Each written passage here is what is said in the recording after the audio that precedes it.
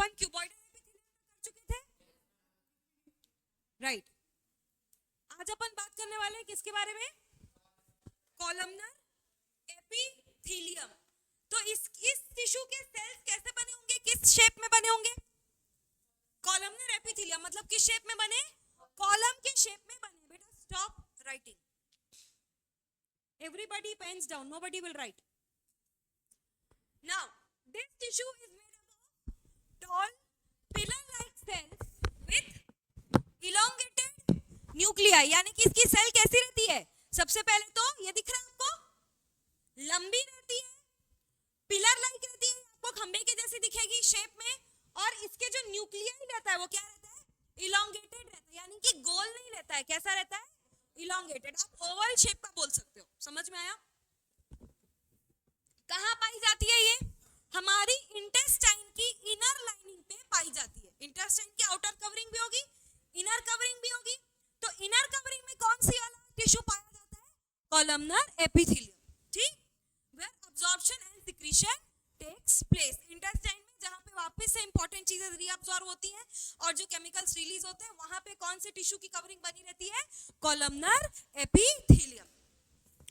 It facilitates the movement across epithelial barrier. अब ये epithelial barrier क्या होता है? एपिथेलियल बैरियर एक ऐसा बैरियर होता है that prevents pathogens, toxins and other unwanted materials from entering into the body।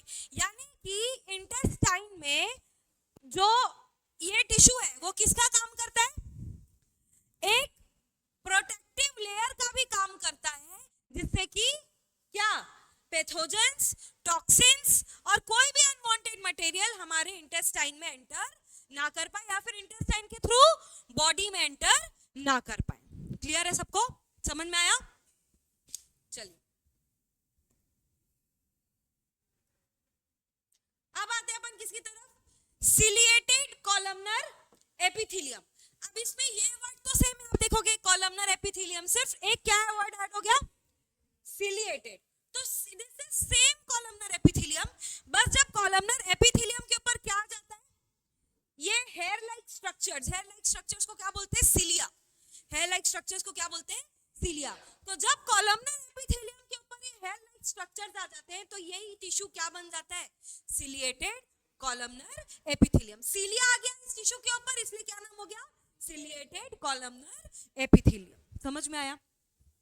When columnar epithelium cells possess cilia, cilia को क्या बोलते हैं अपन? Hair-like projections. It is called ciliated columnar epithelium. The cilia has the ability to move. इसके पास क्या रहती है? ऊपर जो स्ट्रक्चर दिख रहा है ना hair-like, इसके पास क्या रहती है? मूव करने की एबिलिटी रहती है। Their movement pushes substance like mucus forward. अब ये जो जैसे ये भी इंटेस्टाइन में ही मौजूद रहता है ना, अक्सर करके किडनी वगैरह में आपको मिलेगा। तो ये क्या करता है? देखो ये कहाँ फाउंड होता है? रेस्पिरेटरी ट्रैक्ट, यानी कि हमारे सांस लेने वाले ऑर्गन्स में, ओविडक्ट में होता है, स्पर्म डक्ट में होता है और किडनी ट्यूब्यूल्स में भी होता है, ठीक। अब यहाँ पे क्या होता है? क्योंकि सीलिया के पास एबिलिटी होती है लिक्विड चीजों को फॉरवर्ड करने की, तो स्पर्म डक्ट से किसको पास करने में मदद करेगा? स्पर्म को। ओविडक्ट से किसको पास करने में मदद करेगा? ओवा को, है ना। और रेस्पिरेटरी ट्रैक्ट में जैसे कभी अपन को खांसी सर्दी होती तो सबसे पहले क्या चोक होता है? आपका सांस लेने में दिक्कत जाती है, पूरी नली हमारी क्या हो जाती है? ब्लॉक हो जाती है। तो उसको जो आपका म्यूकस है जो जमा हो गया है, उसको भी फॉरवर्ड पुश करने में कौन मदद करता है?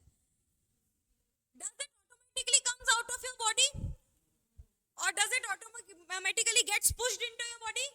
ऐसे में तो वो उसी जगह अटका रहेगा जहां पे म्यूकस है, but we push it out and sometimes accidentally we take it in. So how does it go in? How does it comes out?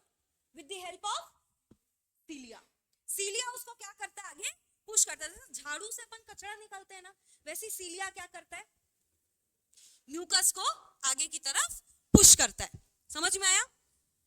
चलिए, इसमें कोई दिक्कत? क्लियर है एकदम?